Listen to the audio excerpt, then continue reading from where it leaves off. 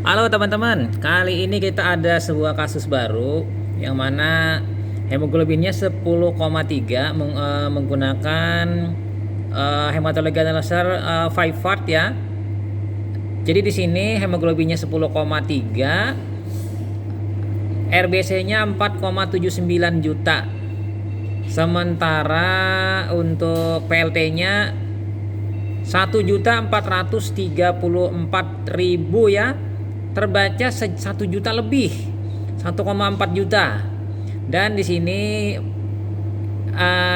platelet yang lainnya PDW-nya abnormal sehingga tidak bisa mengeluarkan hasil. Platelet distribution weight dan MPP-nya juga tidak bisa keluar. Artinya kemungkinan di sini alatnya ini kebingungan untuk mengeluarkan hasil karena terbaca mungkin dengan sel yang lain. Oleh sebab itu ada tanda plek di sini bahwa morfologi kon atau di sini positif, sehingga harus diperlukan untuk pengecekan dengan hapusan darah. Nah, sementara untuk WBC-nya masih normal, 5090 sel per milimeter kubik darah ya. Nah, kita melihat di sini flek di bawah untuk platelet WBC-nya ini ada blast atau abnormal limfosit, ya kan? Sementara RBC itu adalah RBC abnormal distribusi. Jadi distribusi dari RBC-nya ini tidak normal. Anisositosis ya. Anisositosis ini ada ditemukan banyak variasi sel, ada yang besar, kecil, sedang ya. Jadi ukurannya bervariasi. Jadi ada mikrosit, makrosit dan normosit. Sementara di sini yang dominan ada dicantumkannya di sini adalah mikrositosis. Berarti di sini kemungkinan si pasiennya ini adalah anemia defisiensi zat besi ya, karena banyak sel-sel mikrosit. Nah, sementara untuk untuk platelet itu adalah platelet abnormal distribusinya normal. Jadi di sini dikatakan karena 1.434 sehingga dikatakan di sini adalah trombositosis. Trombositosis keadaan kenaikan jumlah trombosit melebihi dari nilai normal. Oke, kita lihat di scatter graph-nya dengan histogramnya ya. Nah, kalau kita lihat baca histogram dulu, histogram dari platelet ya. Histogram dari platelet karena di sini platelet yang bermasalah. Nah, platelet ini kalau histogramnya ini abnormal karena di awal-awal ini dia ada kenaikan, berarti di sini ada ditemukan platelet kecil, kemudian ada ditemukan platelet besar, lalu akan ada ditemukan dengan platelet yang mungkin dugaan pertama, kemungkinan pertama platelet besar, kemungkinan terbaca juga eritrosit berukuran kecil seukuran platelet. Sehingga di sini nanti minta dikoreksi dengan tadi morfologi kon. Sementara RBC ini ada dua gunung ya atau dua lembah. Morfologinya ada kemungkinan si pasiennya ini mendapatkan transfusi ya, mendapatkan transfusi. Jadi ini ada dua bagian, darah yang sebelah kiri itu milik si pasien, darah yang sebelah kanan ini adalah milik punya donor yang ditransfusikan, sehingga dua populasi yang berbeda. Ya, jadi disimpulkan di sini pasiennya post transfusi atau pasca transfusi, entah dapatnya 4 kantong atau 2 kantong. Artinya tadi HB pasien yang 10,3 itu adalah hasil kombinasi antara darah pasien sendiri dengan darah punya pasien yang donor. Nah, kemungkinan lalu lanjut kita ke WDF. WDF di sini untuk kita bisa melihat neutrofilnya dengan jumlah yang tidak begitu tinggi atau normal saja. Sementara limfositnya ada naikkan sedikit ya. Dan di sini ada berkas naik ke atas, itu ada limfosit abnormal, limfoblast mungkin atau atipikal limfosit. Atipikal limfosit ya. Jadi di sini kita bisa melihat ada juga IG present-nya di sini tidak begitu dominan, tidak masalah, imatogranulosit. Jadi tidak ada masalah. Jadi di sini tidak ada kenaikan yang berarti untuk DIFCON-nya. Jadi di sini yang permasalahan hanya di platelet dan RBC. Kalau kita menyimpulkan di sini RBC yang ukuran kecil itu dibaca sebagai platelet yang ukuran besar, sehingga kesalahan terjadi di pembacaan platelet sehingga didapatkan platelet 1.436. Nah, oleh sebab itu saya koreksi dengan alat yang lebih profesional, yaitu alat hematologi laser 5 watt dengan bantuan fluoresen. Jadi setelah di fluoresen untuk hemoglobin sama ya 10,3. Kemudian yang di sini platelet NF, jadi platelet N fluoresen itu adalah 100.000. Jadi setelah dengan darah yang sama dikoreksi oleh alat fluoresen sehingga cuma 100.000 saja plateletnya. Sementara yang tanpa di fluoresen dia 1.434. Jadi di sini gunanya alat ini menggunakan sistem fluoresen. Jadi darah tadi ditambah dengan fluoresen sehingga berfluoresensilah platelet, dan platelet yang berfluoresensi tadi diukur oleh alat. Sementara eritrosit dengan jet fluoresen dia tidak memberikan fluoresensi, sehingga di sini bisa dibedakan populasi eritrosit yang berukuran kecil dengan populasi memang benar-benar platelet. Nah, ini kelebihan dan keuntungannya apabila kita menggunakan sistem fluoresens. Nah, untuk pleknya atau pesannya di sini hampir mirip-mirip ya. RBC abnormal distribution, dimorphic populasi, di itu ada dua, jadi ada dua populasi nanti ya. Ya tadi saya katakan ada yang sel darah hasil dari transfusi dan sel darah dari memang milik si pasien.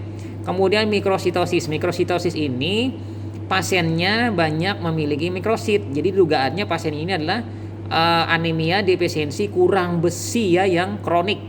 Kemudian retinya juga abnormal scattergramnya, dan ada ditemukan fragmen sel. Oke. Nah, kita melihat di sini untuk plateletnya ya, plateletnya seperti ini. Grafiknya mirip ya dengan yang alat sebelumnya tadi. Jadi ada kenaikan.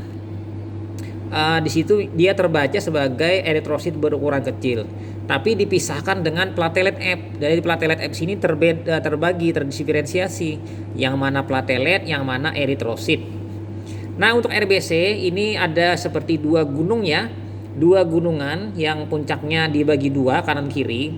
Ini adalah yang tadi saya katakan bahwa populasi eritrosit yang dari donor yang ditransfusikan kan, dengan populasi dari eritrosit milik pasien. Jadi pasiennya ini dapat dikatakan adalah pemeriksaannya inilah pasca transfusi. Jadi darah yang kita periksa ini adalah pasca transfusi si pasiennya. Dan setelah ditransfusi pasiennya HB-nya 10,3. Jadi mungkin sebelumnya HB-nya ini mungkin sekitar 7 atau sekitar 6 ya kadar hemoglobinnya. Mungkin pasiennya ini adalah anemia defisiensi zat besi yang kronik. Nah, kita lanjutkan nanti dengan koreksinya di hapusan darah. Oke, ini hapusan darahnya sudah kita siapkan. Ini hapusan darah, nanti kita periksa di mikroskop. Oke, langsung saja kita ongoing ke mikroskop. Oke, langsung kita masuk ke hapusan darah. Dari hapusan darah ini kita bisa melihat populasi selnya. Kalau kita melihat di sini anisositosis, kemudian poikilositosis. Keadaan ditemukan bentuk eritrosit yang bervariasi ya, anisositosis. Sementara poikilositosis maksudnya kalau anisositosis itu ukurannya ya, jadi ada variasi ukuran, kemudian ada variasi dari bentuk.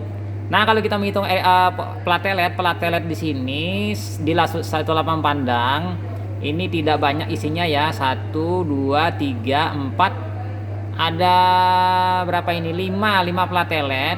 Jadi di sini kalau kita menghitung satu biji platelet itu adalah mewakili 20.000. Tapi kalau misalnya ada 5 berarti 20.000 kali 5 berarti di sini ada 100.000 saja. Jadi matching ya antara hematologi laser yang pakai fluoresens dengan hapusan darah. Nah, teman-teman bisa melihat di sini ada fragmen sel, ada teardrop sel, kemudian ada helmet sel, kemudian ada juga bentuk-bentuk hipokromik dan sel-sel yang kecil ya. Nah, di sini kita dapat dikatakan eritrosinya ada yang sangat kecil, yang seukuran platelet ya. Sehingga karena kecil ini dia secara impedance diukur sebagai platelet kalau menggunakan hematologi analyzer 3 dip. Jadi nanti kalau teman-teman ada pasiennya ini seandainya pasiennya ini periksa di hematologi analyzer 3 dip, maka ini mungkin tetap sama ya, hasilnya 1.400.000, 1.400.000-an atau 1.500.000-an nanti. Jadi akan membingungkan hasilnya ya. Sementara kita pindah ke 5 dip yang tanpa fluoresen pun dia tidak sanggup memisahkan antara trombosit dengan eritrosit kecil. Nah, kita lihat di sini lagi ya, di lapang pandang ini ada trombosit 1, 2, 3, 4. Kamu ada 4 ya, 4 ini berarti 80.000 ya. Nah, perkiraannya. Kemudian kita pindah lagi, dan populasi eritrositnya mulai yang paling kecil sekali sampai yang ukurannya sedang ya, ada di sini, bahkan ada yang besar. Jadi di sini dikatakan ukuran eritrosit yang kecil-kecil itu dominan. Kurang lebih 70% eritrositnya berukuran kecil, sisanya adalah eritrosit yang berukuran besar. Jadi saya jadi curiga ini si pasien ini adalah talasemia, bahkan ini mungkin talasemia mayor ya. Bentuk eritrositnya abnormal. Jadi dugaan saya ini pasien ini dengan talasemia, dia hemoglobinnya rendah, ya kan, sehingga dia mendapat transfusi. Nah, di dalam hapusan ini, apabila eritrositnya normal, normokromik, normositik, itu adalah sel eritrosit milik pasien, milik donor ya, milik donor yang dimasukkan ke pasien. Sementara sel pasiennya asli itu adalah eritrositnya berukuran kecil-kecil dan pucat. Ya, itu kira-kira ya koreksinya. Sementara untuk leukositnya jarang sini populasinya ya. Oke deh. Jadi kesimpulan akhir kasus ini, kita sudah konfirmasi bahwa memang trombositnya kisarannya antara 80.000 sampai 120.000. Kalau kita mengisarkan ya, tapi kalau kita rata-ratakan mungkin 100.000 atau 110.000. Karena tidak banyak di lapang pandang. Jadi jelas ya di sini hematologi analyzer yang 5 dip tanpa fluoresen tidak sanggup memisahkan platelet, ya kan, platelet yang mana dibaca juga eritrosit kecil sebagai platelet, hanya mampu dikerjakan oleh hematologi analyzer yang ada fluoresen. Fluoresen tadi membedakan memfluoresensi platelet sehingga hanya platelet saja yang dihitung. Ini yang 5 dip. Apalagi hematologi analyzer yang 3 dip, parah sekali. Dia tidak bisa membedakan hitung trombosit dengan eritrosit, karena di sini hematologi analyzer yang 5 dip dia hanya membedakan leukosit ya, tidak bisa membedakan eritrosit. Dia mirip akhirnya kerjanya dengan hematologi analyzer 3 dip. 3 dip dengan 5 dip itu bedanya hanya di penghitungan leukosit. Jadi ada trik khusus dengan bantuan zat lain berupa fluoresensi atau reti nanti ya. Oke. Nah, itu saja teman-teman, panjang lebar kita bercerita tentang kelainan morfologi sel akibat ini kesalahan ketidaksesuaian antara hasil hematologi analyzer dengan kita koreksi dengan hapusan darah. Jadi teman-teman, yang penting di sini adalah teman-teman belajar membaca histogramnya ya, dan grafiknya, scattergram, supaya mempermudah proses evaluasi dan penghitungan atau penglihat di morfologi darah tepi. Jadi ini preparatnya bagus sekali, ini bisa digunakan untuk pembelajaran bagi mahasiswa, mahasiswi di kampus. Oke, itu saja, sampai jumpa. Bye.